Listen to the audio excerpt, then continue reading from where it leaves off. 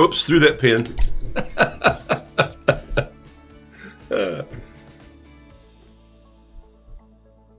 Hey, top of the morning to you. Michael here. Grandkids call me Roo. I'm probably yelling into the microphone, but I've been away for a few days. Well, I haven't been away. I've been here. I've been covered up in. Man, I've never had smooth hands as this. Washed so many dishes, I can't believe it. It's been awesome. Blessings to you. Happy after Thanksgiving. And you know what? It should never be after Thanksgiving, huh? It should always be Thanksgiving. So I'm thankful for you. Hope some of you saw the little video I sent out.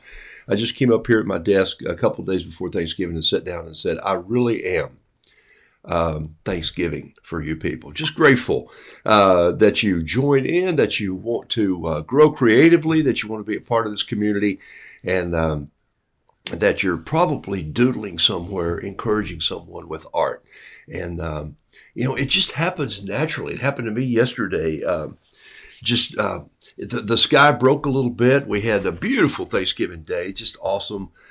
Friends over, had 20 people around our table, 20 folks. 6 or 7 of those were not family, but friends and acquaintances and people who came in, and had some family who couldn't come due to some illness. And so miss them, catch them at Christmas, Lord willing, and we hope.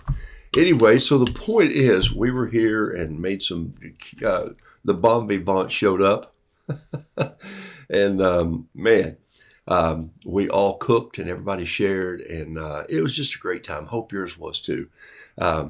It's bittersweet sometimes in the way that you kind of gather for just a season and you think everybody's going to go back to their lives.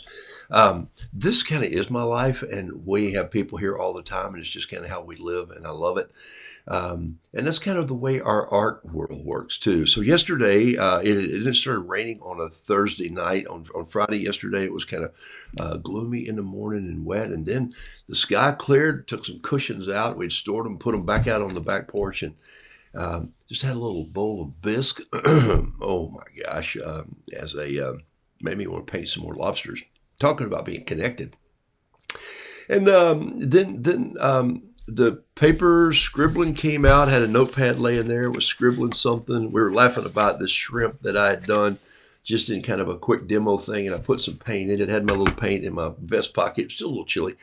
Painted that little shrimp, and then what happened was that led to, this piece of art, which led to another piece of art, which led to my daughter talking about a piece of art, and a young lady who's visiting us as a foreign exchange student from Austria came in, and Lila shared some art. And so I suddenly, all of this right here, take a look at all this mess right here. This was all carried downstairs yesterday, just at little pieces at a time, and just laid out on the picnic table. And I went, okay, be careful with a couple of these brushes, because some of these are like, don't be just jamming it down in there. You stir it gently, except for this one. Take a look at this brush. This is Squirrel Tail. And so we had a little discussion about this brush, and here's why. And so I got some things written down today. Let me say hello to you, and then I wanted to just grab, if I can find my card. I had laid a card out here with a few notes written on it about today that I just wanted to share, that I put in my email last night. What about art, and why I paint, and why do you paint? And sometimes it's good to just sort of go back and do a little bit of a review. And I'm doing that in back to one. And Linda, I think you popped on the show. I just sent you an email. I hope you got it.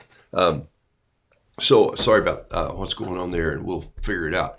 Here we go. Dorothy Beasley, good morning to you. Thanks for being on the show. And Pat Brooks, always a pleasure to have you on the show, my friend. And Denise Albright, man, for you people who get up early in California, if I had a hat, I'd take it off to you. Karen Binder, thanks for being on the show. Jethro Bodine, howdy Roo, all the way from down in Florida. Blessings to you, my friend. Saw you pop up the other day. Let me turn this music down just a little bit. Catherine Brousseau, thank you. Donna Sell Barton, love the way you paint. Keep at it. JJ Dask, Jason Nichols, Nicholas, I should say.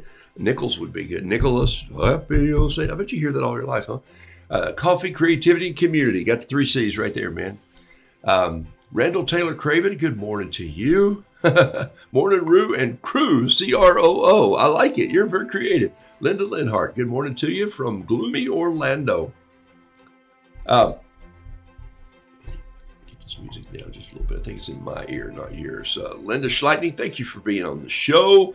Marion Awad, thank you. Morning Glory, she says. Kathy Morrill.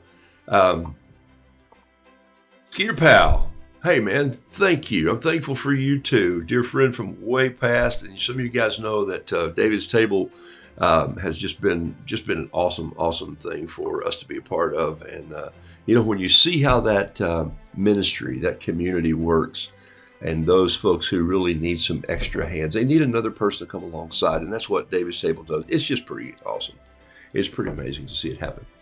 Lori Stanley, Handelmeyer Henderson, happy Small Business Saturday. See, I didn't know that. I sometimes I think my painting is a hobby. Sometimes I think it's a small business.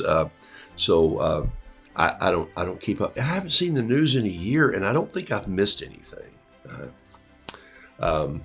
Because I kind of keep up when things around me happen and what's going on, but at the same time, I don't waste any of my creative time worrying and sweating over who said who to what. So it's been kind of fun. And Wester, thank you. Morning Painting Peeps. Morning Painting Peeps. I like it. Thank you for being grateful for this group. Den Leber Tauber, Kathy Moore, I think I said hello. Elaine Barnett, thank you. Judy Y'all, good morning from Ohio. Ohio is always here and strong. I love it. Jennifer Yentz, welcome. Becky Bailey. Watch Roo or fix the dishwasher. Hey, I fixed my dishwasher. Here it was last night. No, but I did just kind of think, I just sort of said a little thank you prayer for my dishwasher last night because there was a lot. At one point in time, you have 20 people. That's 20 plates, 20 dishes, 20 dessert dishes. That's 60 pieces plus serving plate. That's about 100 pieces of serving flatware. And Carol, we didn't use the silver. We did pull out some stainless that went into the dishwasher. So that saved me a little more. And she's a cleaning machine. I told her last night. Ray Culberson, thank you for being on. Kristen McKelney, Sally Ann Smith. Love having you people pile on this morning. Did I miss Cheryl Bullard? Thank you from Central Mississippi at my mama's. Don't you love that? Well, hello, Mama. Hope you're doing well this morning. And both of you grab a cup of coffee and jump ahead. Irene, thank you for being on the show. Shiraz, it says God morning, but I'll take it. Lisa Pedisor, thank you. All right, Sylvia Roswell from Shiloh, Georgia. What if you lived in Roswell, Georgia? You could put another Z in there. You could do that. Steve Catlett, hey, welcome to you guys up in Virginia. Hope you're doing well. Hope you're blessed this Thanksgiving. Paula Lindy, Donna Buckley, and Gene Anthalzer. So all you guys have popped on there. Well, let me just jump on the show a little bit. I'm going to paint something, but I'm going to paint something, and not necessarily in a different way than I sometimes paint it. So music dies out here. Ginger Land Pate, thanks for being on the show.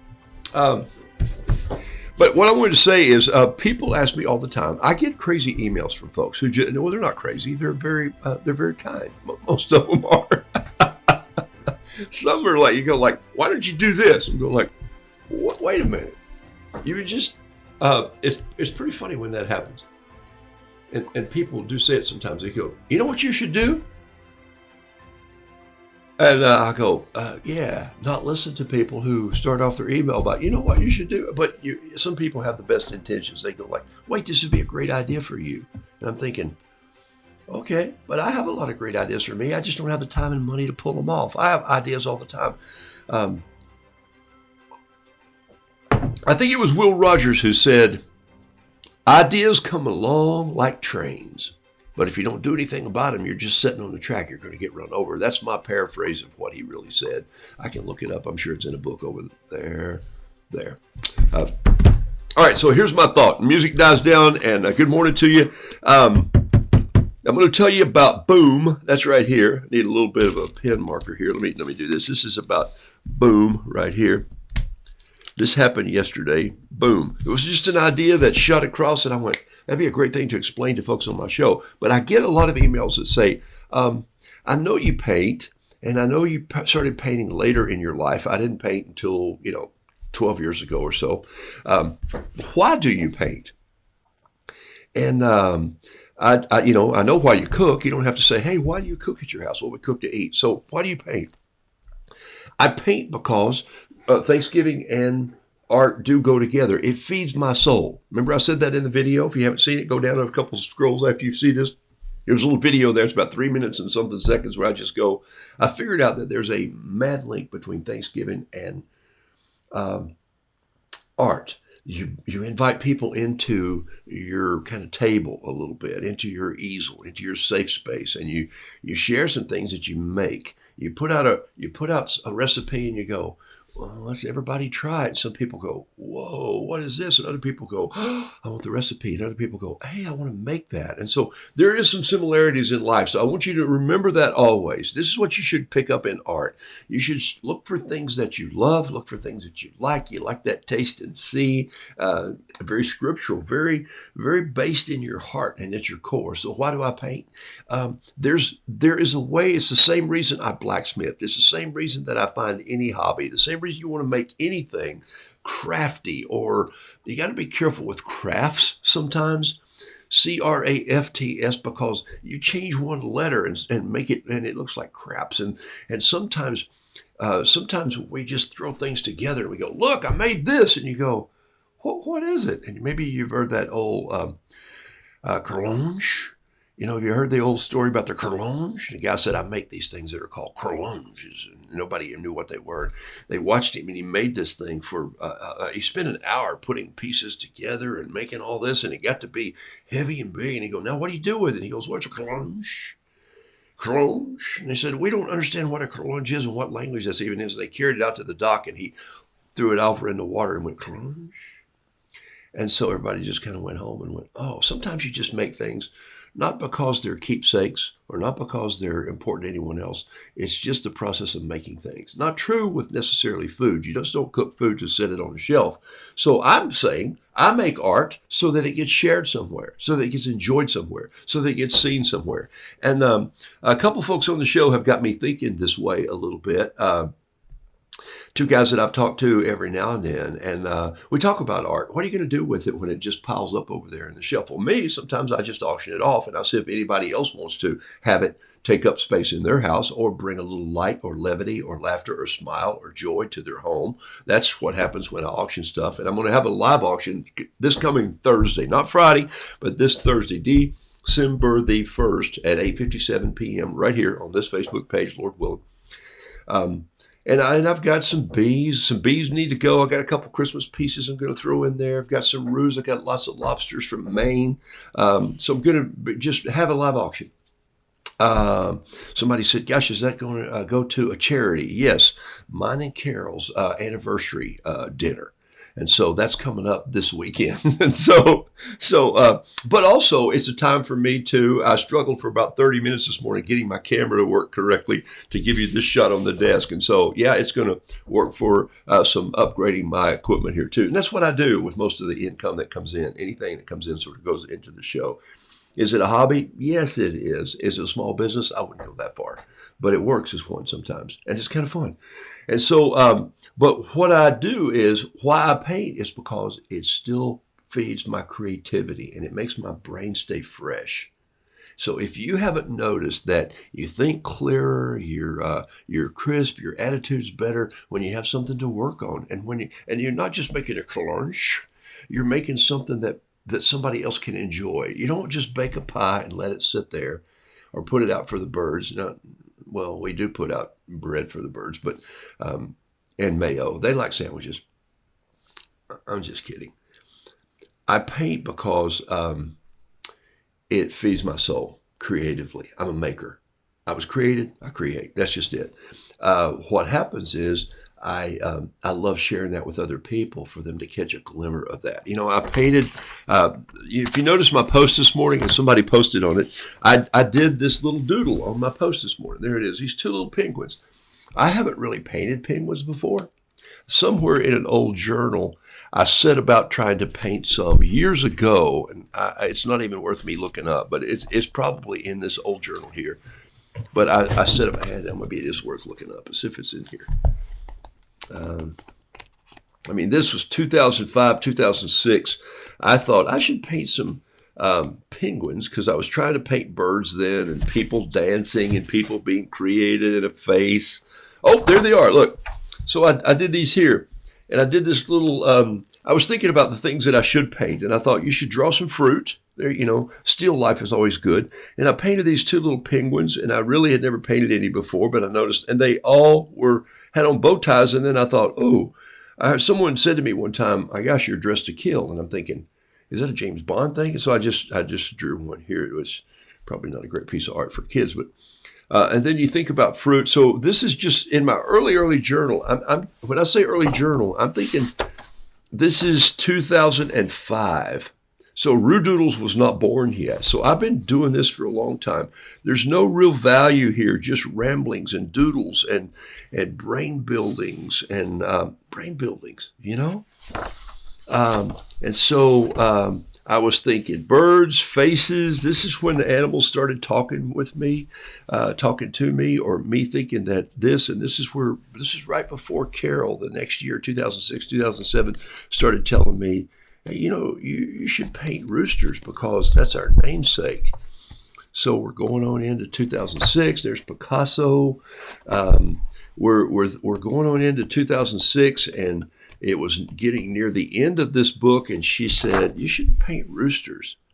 And so I went, wow, look at this. Since I was a kid, I had this magnetic sort of pull toward roosters. They were in the 4-H. We had Rhode Island Reds. I was catching chickens for this local farmer. You go in and catch thousands of chickens per night. You put them on trucks to send them out as poultry. I raised a chicken called Rufus. He would walk on my dog's back even before video cameras. And then my uncle used to say, your name means proud rooster. Your name means proud rooster. It's Han. It means rooster. When I was in Germany, the name means Han, and he was in Germany. His name was Han, and he looked it up over there when he was there in the 40s in the war. And lo and behold, he was right. And so that's where this came from. And then I thought, roosters, colorful. So now you see where this is going. So I paint things that are colorful. I paint things that are bright. I paint things that sort of pop and jump off the page and make people go, I'd like to have that hanging in my house because it brings a smile to my kitchen. It also connects me in some form or fashion. Last week, I sold a painting of a crab and a crow. And they both had a little Christmas light in their mouth. Maybe you saw it on the auction. The email that I got from the woman who purchased it for someone said, in my family, I'm covering this in case that someone might be listening, they were crab catchers back in the day. And when they were little boys, they had a crow. And I'm going like, in a million years, you can never put two opposites out like that, connected by a Christmas bulb, sell it at Christmas time and get gifts. So it made me smile. And I said, thank you for the story. So when I sat down this week at the breakfast table, I took this little piece of flimsy paper, 60-pound sketch of paper, and I just took my fountain pen. Actually, I didn't. I took the Flair pen here, and I just doodled these little penguins. And then one of them looked like he's walking along. The other one looked like he called him back. That was my intent, believe it or not. It wasn't until later that I decided to do a little piece of scrap here. What did they say? Oh, you can't even see it, can you? Sorry. And he says, pick it up. You pick it up. I had chips, not the fish. And so then I thought, well, I should try that again. So I did. Someone said, hey, you should paint more penguins. Here's one. Look, he's jumping over a little maybe a bucket and a little shovel on the beach, and it says, cleared it, you owe me $5. And this one says, seriously, what's a penguin going to do with money? And so these are never going to go anywhere except just in my little stash over here probably. But the point is, they're not great, but the point is I'm always thinking creatively of how art connects with people and in real life. And so I paint roosters because of that. What else do I paint? I paint shrimp, because they're colorful like roosters. I can use the same color palette. The same color palette that I have in here is the same color I paint this with. It's the same color I paint my roosters with. When you saw the rooster I painted yesterday, I paint crabs. It's the same color palette. So I haven't had to go get a whole nother stack and start and go, this is my flowers. I just paint everything with the same palette. That's been simple for me, simple to carry, simple to produce art wherever I go. I paint bees, yellow and black, and a little gray and a little white. And I got my bumblebee. I've got it all kind of stacked in here in this little thing, or this one, or these two that I carry with me sometimes. And so there are my colors, and guess what? They all repeat. Nope, 2 new colors in here, and 1 here that I don't carry here. So why would you need that? Well, I'm probably going to be somewhere where there's some different colors. When I was in Maine, I carried this palette right here. I wanted a little more. Oh, I carried both of these actually.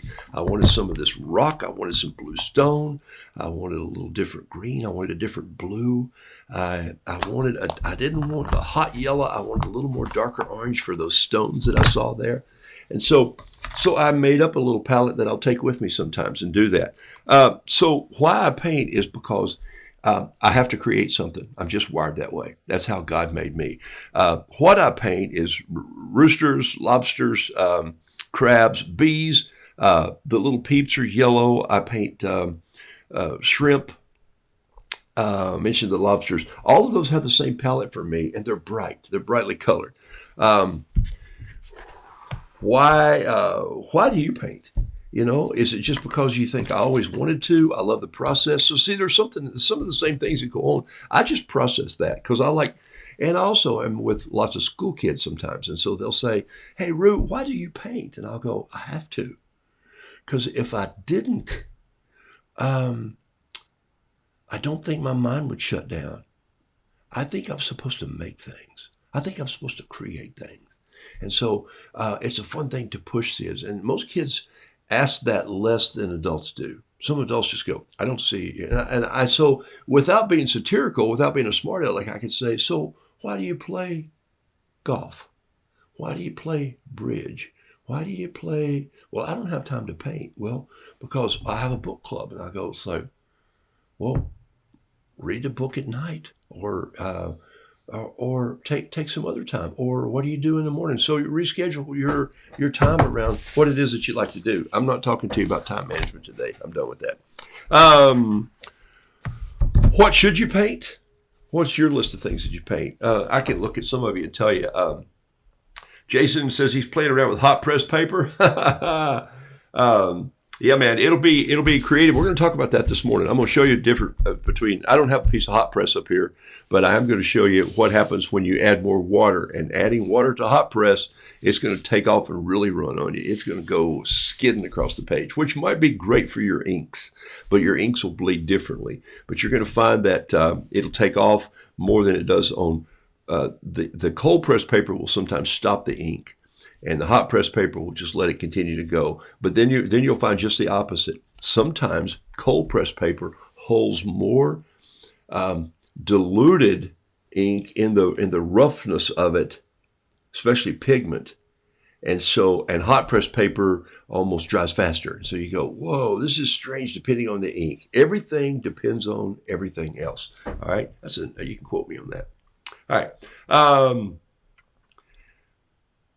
Yeah, penguins today. I may do a little penguin for you, but right now I'm going to paint something to just show you what I learned yesterday. Yesterday we went outside, and I pulled all these little tools outside. All this is from me carrying it up yesterday. And so put down a couple pieces of paper. My daughter's there. The foreign exchange student Lila's there. She's 17. She's in an art class in Austria that has digital arts, but then there's one class she has is 3 hours at the easel. 3 hours. She's into charcoal and faces. Can I just show you?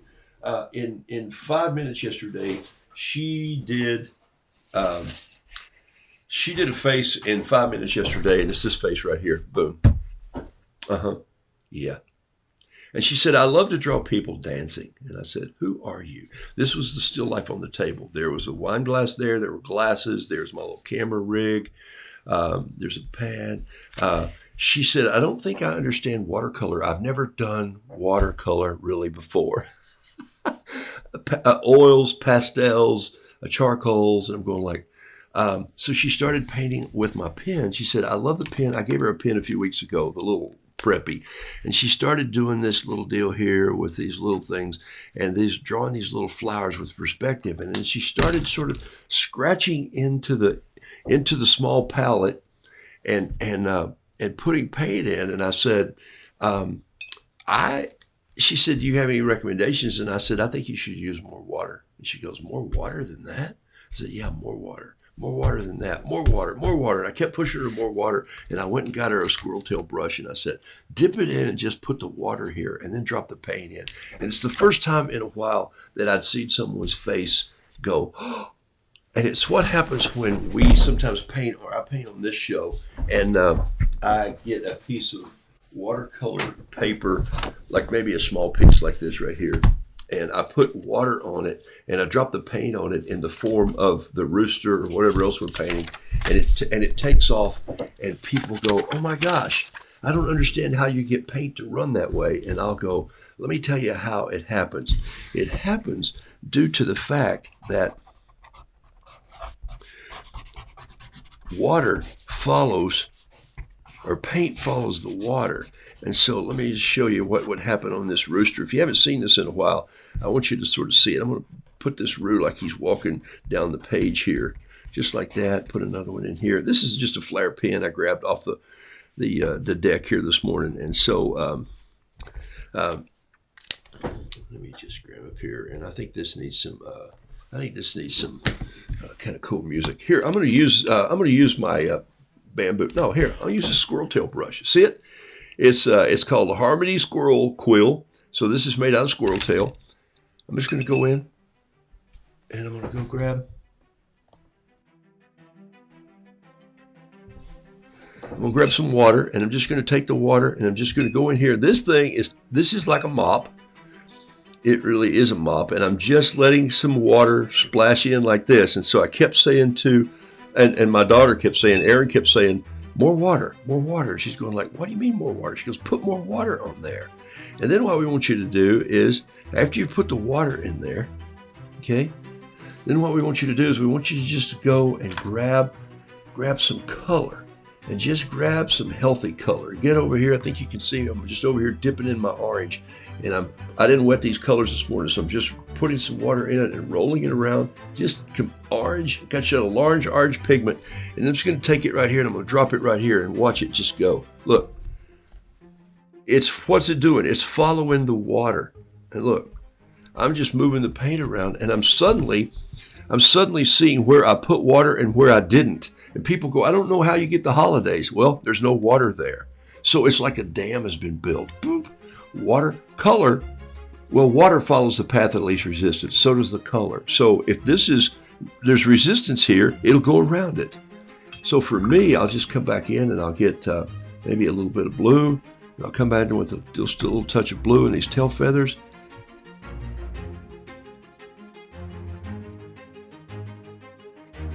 This is basically the only brush. Well, it's not the only brush my daughter paints with, but she paints with squirrel tail brushes all the time, like this. And so, because her flowers turn out beautifully, because she paints them with squirrel tail brushes. Why did I put that yellow there? I'm not real sure. That was kind of weird, wasn't it? Sometimes I'm talking and not thinking. I know that's hard to believe. I meant to go up here on his beak and just touch a little bit right there. Probably gonna need a little, hard to paint a little tiny tip with this brush. And then maybe come in here and get some little bit of orange, yellow, red mix. Kind of come over here and I'm creating a little bit of a color here. Push this over so you can see a little bit more of it right here. There we go. That's better for you guys anyway. I'll lean over here, come down on this, just put a little bit of this in here. If I want to come in here and get some of this out, watch this. And then come in with a little bit more yellow coming down here, just right here. Oh yeah, it's a nice looking color. And then maybe we need a little bit of turquoise in here. We'll grab some turquoise, come back in here and fill in a couple areas like this. So really, other than a little sketch, I didn't really, I used lots of water. I can already see the paper buckling a little bit. It'll frame flat. It's okay. You're not going to destroy watercolor. And, you can actually put watercolor in the sink and then lay it back down and tape it, and it's going to dry out flat again. It's made in water anyway. We're afraid that we're going to tear something up by putting water in it. And what I'm trying to get you to understand is use more water this next season. And so she had a moment yesterday where she was painting. And she was painting. I said, I don't want you to paint anything yet. I just want you to just put water here with your brush and drop the blue in it. And it was this one, it just went poof. And she went like that. And then after it dried for a couple minutes, she reached and got the fountain pen and she drew this little guy sitting on the bench around the shape. This was not drawn when she put the blue in. Do you see the difference here? Sometimes I try to get you to do that sometimes when we're talking about painting. By the way, this rooster has got a little green coming down on his leg here, but that's not going to bother me. Why? Well, because I really don't care. And nobody else does. You're going like, but if I want to put some more in there, I can. Get a little here. I think we need something to really send this into next week. Maybe a little purple just down here, right here. Look at that. And then I think I want a little black just because it's a rooster and he's been under the tractor. And I'm going to come in with a little black dirt underneath down here. Maybe a little wing right here. Let that just fall in. Here's where I can turn the brush over. Look. And then I'll just use this to drag in some small little feathers here, just like this. And I can do that. Why? Because I'm painting watercolor. I'm not painting acrylic. I'm not painting oil. Watercolor takes lots of water. I want to stress it, and stress it. Why do I paint roosters? I love them. They mean something to my name. I like how people have roosters in their homes. I like how roosters bring life and humor to a kitchen. I like the rooster who wanders around the farmyard thinking he's in charge. He ain't. I said ain't on purpose. Okay. I want to drop a little piece of this in here. And then I'm going to take maybe just another little brush here. And I'm going to splatter a little bit of this red on there. And I suddenly have this cool little rooster who has some action to him. And why? Because there's lots of flow. There's not any stiffness in him. Look, all this is blending together in ways that I could not paint. I don't know how to show you that except tell you that it's all with water. This week, or when you're painting this season, before you get into the new year, waste a couple pieces of paper by just overpainting the water and letting it drop in and see what happens. But leave some white spaces in there. Don't wash the whole thing. Don't do it like this and then try to put water in. You lose control. You should lose control anyway most of the time. This face yesterday was all done with just pen. And then she just went over it with black. And she looked at me and she said, what do you think you need? And I said, purple. And then give me a little orange in here and then put it back. This young lady is 17 years old and she kills it. And it made me want to say, yikes, I know nothing about art, which is true. But I know what I love and I know I want to create and I know I want to keep pushing myself to be better. Not realism. Maybe that's kind of Bob Ross she painted there. All right. I don't know if there's any questions. Do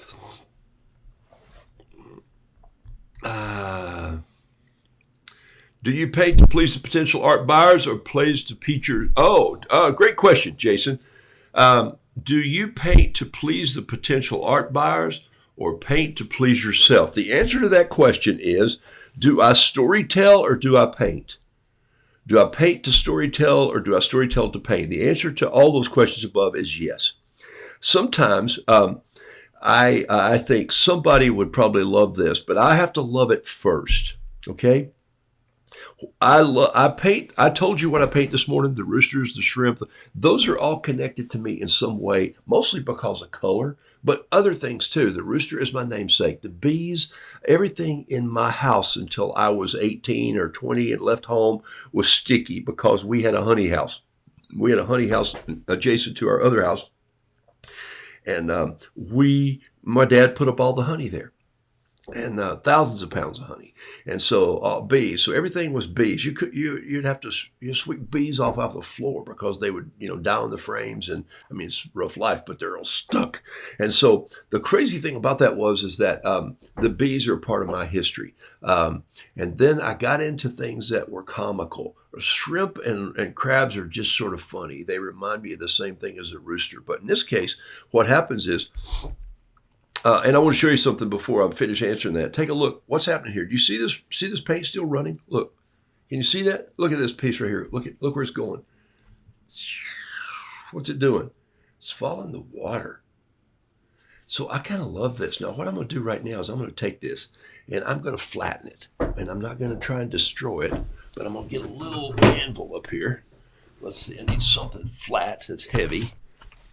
Oh, here's one right here. A little anvil. I use these little anvils. You thought, hey, he uses anvils. And I've combined my blacksmithing with my.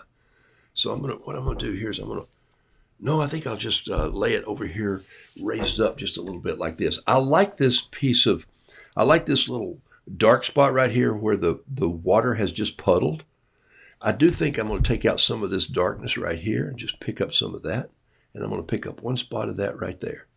Everything else, I think I'm just going to leave it like it is. I don't want to change brushes on you. I had this brush and I'm staying with it. But I do need a little bite of orange right there. It just needs a little kick to come in there. I'll show you how that looks out later. And I'm just splattering some water on that. And by the way, I'm not using the cleanest water this morning. It's pretty dirty.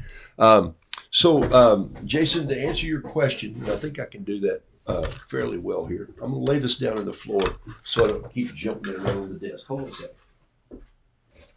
Okay, I think I got it. The question is, I do both.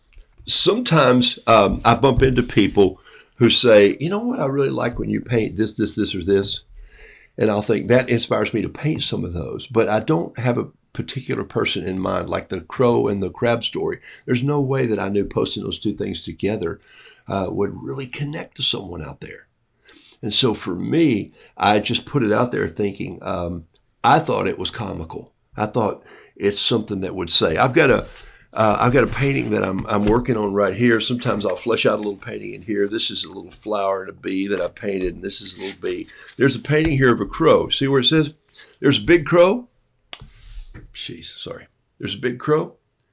And he's looking at a little crow standing on a bucket. You know how I always paint buckets. And it says, stop being a crow, baby. Okay, so it's a play on words. It's a pun. Is it funny? It's worth a smile. But I painted that for me. It just made me laugh. Now, could this be sold somewhere? Probably. I'll throw it out in the auction and somebody might say, you know what? We feed crows at our house, or we like crows, or crows were chasing a hawk at my house. So this is my little original quote. I've never read it before. I've never seen it before. It's just a play on words that I do. I'm not trying to take somebody's words to a song. And we were talking yesterday about my daughter gets emails all the time from people saying, you remember so-and-so's song that's on the radio right now? I'd like for you to take the chorus of that song and paint it into a verse. You go like, I don't own the song. I can't do that. Those are not my words. So I try to use my own words, my own sayings, and I try to build a painting out of that. Or I try to paint the painting and just paint it. You know, my penguins that came up, you know, you're not gonna. This is like a kind of a riddle book or a joke book or something, you know. And so I just thought I painted this little penguin here, and he was sort of jumping, and I thought, he's clearing the ground. Why don't I paint this one on the ground? Why don't I paint him jumping over something? So I put this in later, and then I thought, what do kids do? My grandkids are coming over and they go, hey, you owe me $5. I did this. And you're like, nobody cares if you do that. You know, we don't owe you anything. So it's like, yeah, we bet. No, we didn't bet. You've bet in your mind. Clearly, you owe me $5. And then the other one goes, even if I had $5 to give you, he didn't say that, but what's a penguin going to do with money? You got nowhere to spend money. You're not going to go down to the local store and buy fish. So for me, that just sort of makes it tie together. So why don't I paint some things? Some things I don't like. I just don't. I don't need to paint. Look, Denise paints great dogs. I don't need to paint dogs. I watched some of the dog show this year. It was on yesterday. We had recorded it so the grandkids could see some of it. Every now and then I paint a couple vegetables. Why do these vegetables look like they're not too real? Because they're in my style. Look at the different bleed in here. Look at the white space. This is what? 1, 2, 3, 4, 5. What do we always say? Oh, you people are like two peas in a pod. Know what? We're like two. No, we're not. I was going to say disconnected vegetables. See, so I'll take that turn in my comment. Because you think I'm going to say, hey, we're just like two peas in a pod. How can the peas and the carrots even talk to one another? Why should they? Well, because you serve them in elementary school. That's why they know each other. But we're not alike. We're just disconnected vegetables. We just go together in mirepoix, carrots and celery and onions. All right, so you see where I'm going with that? So some things I don't paint. I don't paint a lot of sheep because I'm not good at it. I would never do dancing people like my friend Lila does. There they are right there. She did these with my pen in about 2 minutes. Look at the anatomy that she draws. Look at this. Look at this. Is there anybody in their right mind that doesn't know what that is right there? It's unbelievably gorgeous. And she goes, I love to draw dancing people. And I said, they're so good. And I said, your faces are fantastic. But she, at 17, says, unless you're doing people who look like people, nobody really wants painted faces. So, Jason, maybe there's an answer too. You've got to have art that's connected somewhere. So if you're good at doing commissions and you were good at painting portraits, then you may have a life in art to a certain point. People who can afford portraits. I don't have any painted pictures of me in the house. There's a reason for that. We have photographs for that, and they're bad enough. But I have art that reminds me of some place or something or a scene that's remarkably takes me somewhere. We have a small original that was painted in Paris by a lady. It's 8x8. And she painted it with a palette knife just as she stood there. And Carol goes, that's my piece of art. So don't hold on to it. I'm buying that. And the lady goes, yes. And so I agreed. I came down the hill and she said, hey, I just bought a piece of art from this lady. And I said, that one? She said, yes. Yes. And so we connect. So we have large pieces of art. We have original art in our home, and we spend money on art. But we spend money on art that we connect to. Not that we called an artist and said paint, because we probably don't have that kind of money. But I do paint. So Jason, it's a great question. And I think that's one that you and I can dip into and dig into someday, is that what do you love to paint? Because I love to paint the things that I paint. It's by God's grace and just humor and smiles and creativity and an audience that they connect with people sometimes, and I put them out there. I painted, and it's like my shrimp. It's like my bees. They all have something to say. There's a little comment, and most of them have a bee pun in there somewhere, but not always. And I'm also on a kick to just save the humans by saving the honeybees. And it's not a political campaign. I'm not raising money for it. I just want to make people aware. Guy comes over and says, hey, we'll spray your yard. And I go, no, don't spray my yard. And, well, your neighbor's weeds I don't care about my neighbor's weeds. I don't care about my weeds either. Just let them be. Some of those weeds are dandelions. I like the bees to have them. And so I'm a little different there. Sylvia, Roswell has a B from me. Thank you so much. I appreciate it. All right. Hey, Chris Young. Hey, Paige Kissinger. Thanks for being on the show. Janine Mallet, thank you. I love birds, painting birds, and birds are brilliant too. And I got into birds for a little while. Birds are fun to paint. I like birds having conversation. I think the birds that come and talk to one another is pretty fantastic. And so that's why I've given most of my creatures a voice, and I've given them my storytelling voice. I don't paint things with lots of legs. And some of you argue that you paint shrimp and they have 6 or 7 legs. These aren't really legs. These are just little crustacean feelers that are stuck out there. Like I can't do that. I thought for a while I wanted to get into painting riverboats, because I thought I wanted to be a riverboat pilot on the Ohio, but then I realized I don't like boats and I don't like water. So I painted a couple riverboats and threw that out here. And I just sketched this one this morning when I sat down here with tea. It's really not a great one, but it was just sketched with a fountain pen. And there's not enough water in here for me. I didn't do enough splashes to make this fun for me. I should have gone in here. I should have splashed some more water in here like this. I should have brought in some water and just let it kind of go and let it just blow in like this. I should have gone with some more white in the boat. Maybe right in here, maybe a little bit more dark in these windows just right here. Just kind of come down through there like that, and then just give it a swipe across and then clean it up a little bit. Wow, it's gutsy when you do something like that. But look what just happened.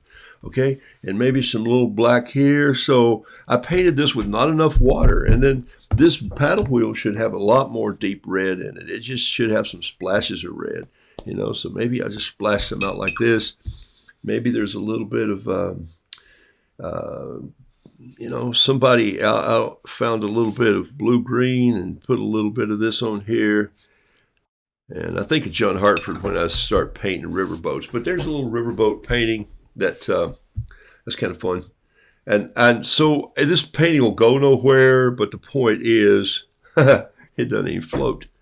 It just gives me that doodle when I'm sitting here having tea in the mornings and I'm thinking about life. And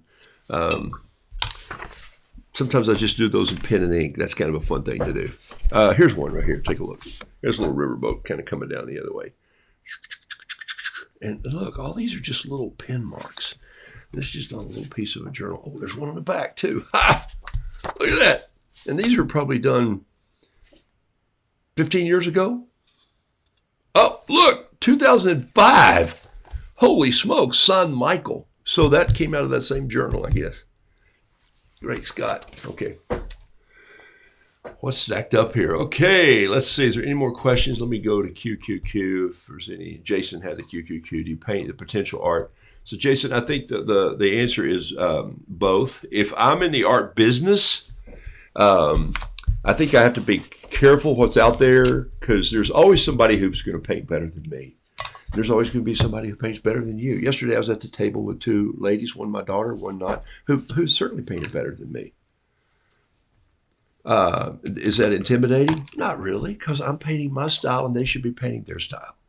And so that takes the heat off. I'm going like, I want to have a honeybee that when people see it, they go, that's a ruby right there. Ruby, get it? That's a ruby.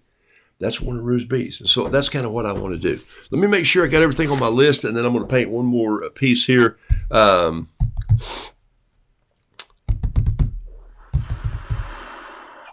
Why do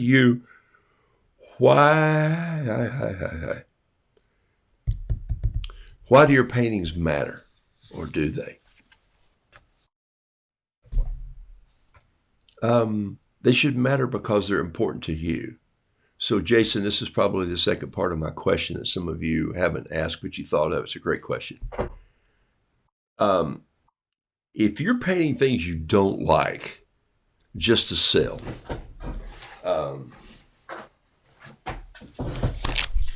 let's go to Noodle Doodle Fiddle Piddle.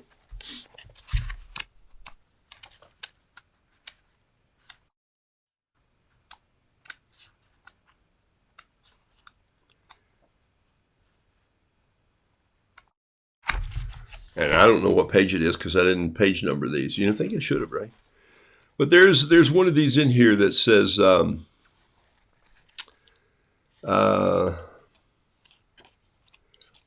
think is it Drawn to the Flame?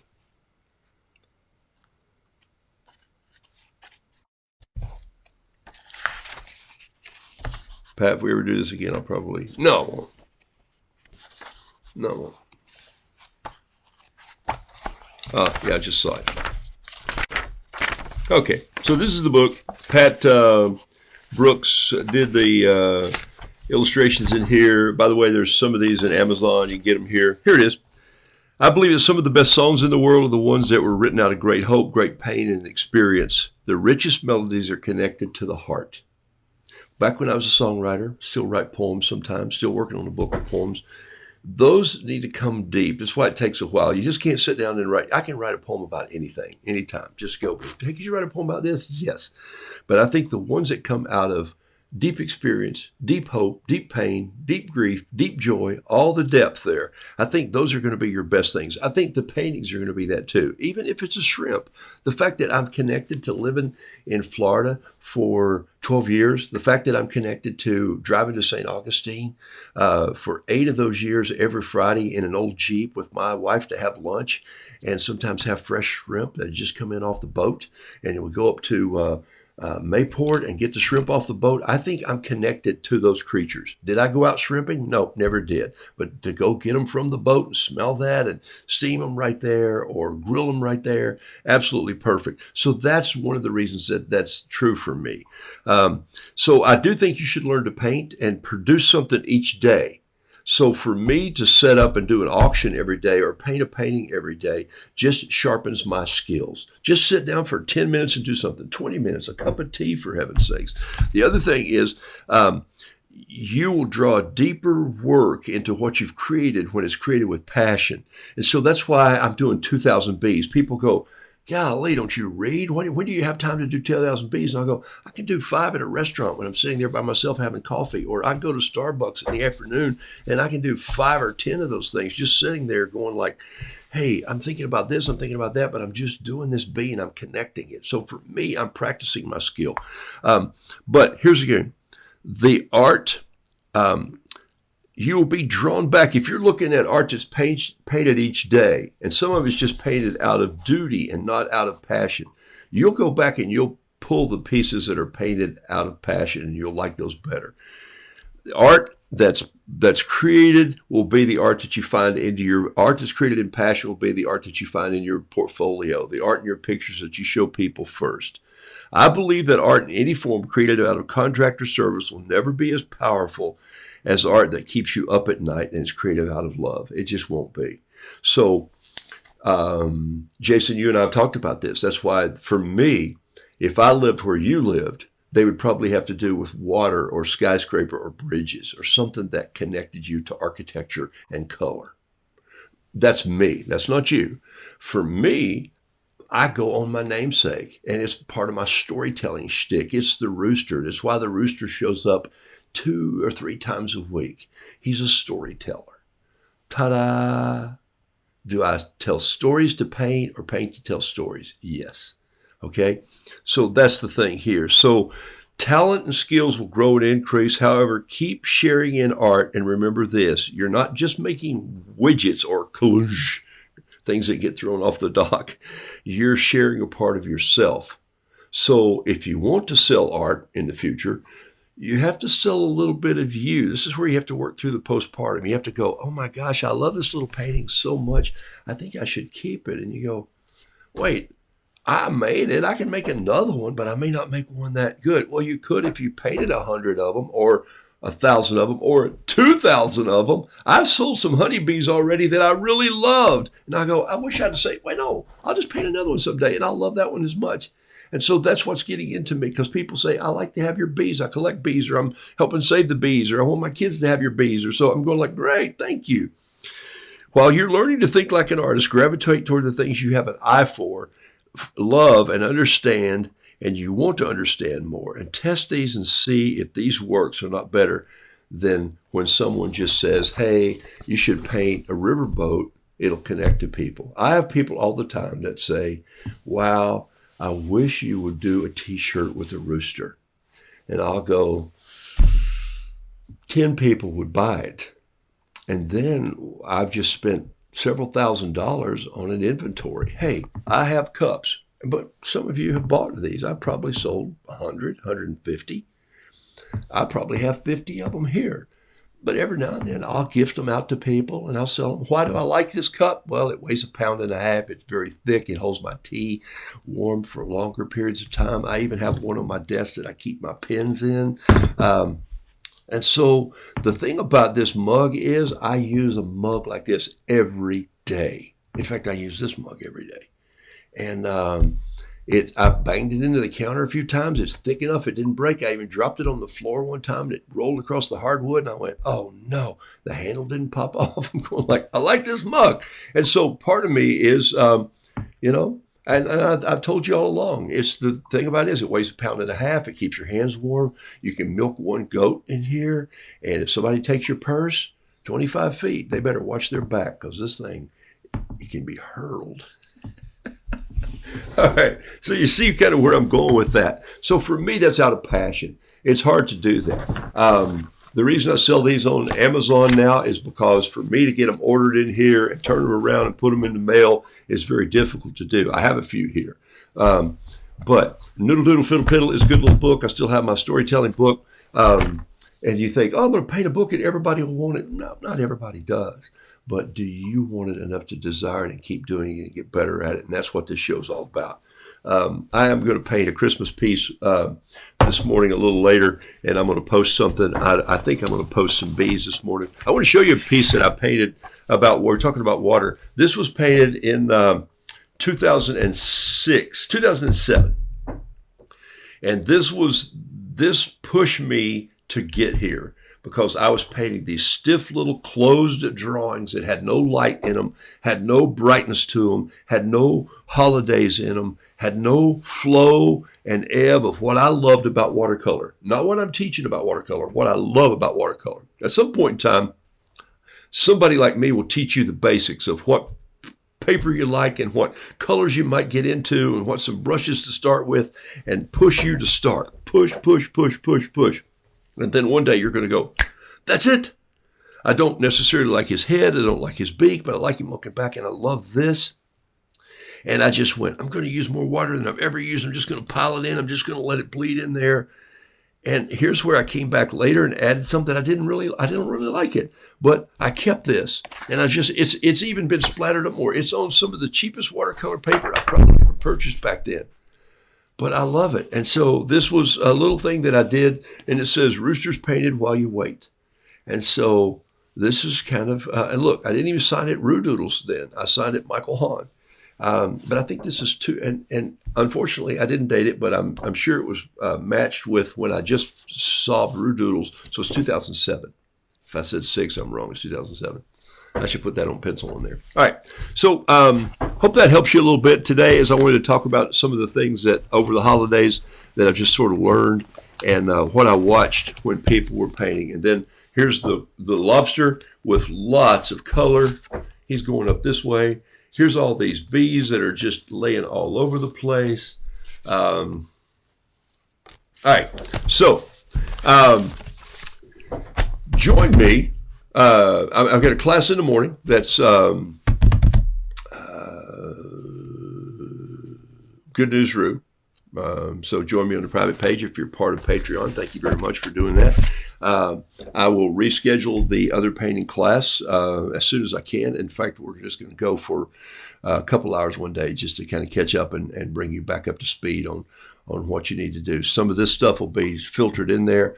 And then Thursday evening at 8:57 right here, let's have a live auction. Let's just have some fun. Bring a cup of something, whatever you're drinking, tea, coffee, or beverage of your choice, and show up. I'm going to do a live auction. I'll post some things out there, and we'll talk about selling some Christmas pieces. And hey, I'm going to start the auctions at a very fair price. I always do that. And as I throw out a few things and let you be a part of giving away some art. And thank you for all that you do to make my life special through art. Carol and I will be taking off on Friday. I'll probably post to you on Saturday morning just to say hello from where we're going to be. We're just going about 3 hours away from here, a little over that. But I'm trying to find an art gallery that we're in search of and get there. And then a small heritage art in a community college that we're going to take a look at. I've been reading about that. So that's what we're going to do on the weekend as we go celebrate an anniversary. We've been married 107 years, but we both got married when we were 4. Lied about my age. I went in the Navy when I was 6. Okay, I'm just making stuff up now. All right, I appreciate you all. Thank you for being a part of this. I hope your Thanksgiving was grand, and I hope you still have some good leftovers. There's a piece of pound cake left about this big, and I think I'm going to go down and see if I can squeak another pound out of that and have it for this morning. So blessings to you all. Thank you for being a part of my life. You're very awesome. If you've got other questions, I'll go back through these. Thanks, Linda. She has 4 of those cups. That's fantastic. Where do I buy a cup? Selena Fogel. You can go to my website. Just go to roodoodles.com. Roodoodles.com. I have the cups here. They're not at some other place, and I think it's going to take you to maybe a Shopify or an Etsy thing to pay for it. that's all done somewhere else. And then I'll get a notification that you bought a mug, and I do have boxes, and I'll wrap it and pack you a mug. So there you go. It's a Roo Doodles mug, and it looks like this. It's got a Roo sketched head right there on it. It says Roo Doodles sign. Yes, I drew that little head with one of my little fountain pens, and that's what I have my tea in every morning. And I just leave the tea bag laying down in there. Have a hot thermos underneath my desk full of fresh tea. Look at that. Whoa. I'm ready to paint some more. In fact, I'm going to do a Christmas piece right here this morning, and then I'll post it in a little while. Oh, hey, think of somebody you're going to do. My paintings matter because I'm alive, and they are an expression of my life. Miss Carla, no kidding. Great job. Miss Carla, I'm not going to draw a duck, but you're going to get them nailed down one of these days. I appreciate you. I can't paint something I'm not interested in. Yeah. Thank you, Linda. I'm glad you liked the camera. I couldn't get it working this morning. What's your 3 favorite fountain pens? James, that's an easy one. In the last couple minutes, I'll take your Saturday morning. The first one is going to be a Kakuno. This is it right here. Okay. Kakuno. It's a pen made in Japan, but it's made by Pilot. So look up Pilot fountain pens, but look at Kakuno. Kaku, 2 dots over the UNO. This pen is a workhorse pen. I would get the fine point. The medium point is going to pump out a little more ink than you might want. Okay, if y'all want to hang with me a little bit, some of you have to go, that's fine. I'm going to hang on here a second. Here is a fine point Kakuno. This pen right here is made by Pilot also. It is a medium point Metropolitan. Okay, Kakuno Metropolitan, medium point, okay? And I'm going to try to erase here to show you. This is my next favorite pen. It is a medium point. Look at the point on this one. Safari, okay? All right, so I'm going to take a little bit of a clean brush here and just swipe through these. Take a look at what's happening right here. James, look at this. Clean brush again, a little more water. Sweep through this, take a look. Clean brush again, sweep through this, take a look. And you're going to see, okay, you're going to see some similarities, but you're also going to see a depth in color. And if I keep adding water to these, you're going to see this ink break down a little bit more. And one of these is going to have a little more purple hue and green. The fountain pen that we use sometimes is called a Preppy. So this is Kakuno. I would buy that pen. I wouldn't buy the Metroliner right now. Maybe if you really want to get into heavy inks, a Safari pen. And these are not expensive. They're not outrageous fountain pens. This pen right here is like $12 to $16, and it's going to last you for a couple of years. Buy the ink they recommend for this pen, okay? This is a Preppy pen, Preppy. I get it from Cheap Joe's Art Stuff, and I think this pen is $5. However, this pen does not bleed like these other pens. This pen, you might see art on the show. On this paper, it will bleed a little. You might see art on this show by Tom out of Maine, who does a lot of architectural sketching. He sketches with not a Preppy, but cross pen, but he uses carbon ink. This uses carbon ink, and carbon ink has a little more brown green to it, and it doesn't bleed like the other inks. But it's a good little sketch pen if you're looking.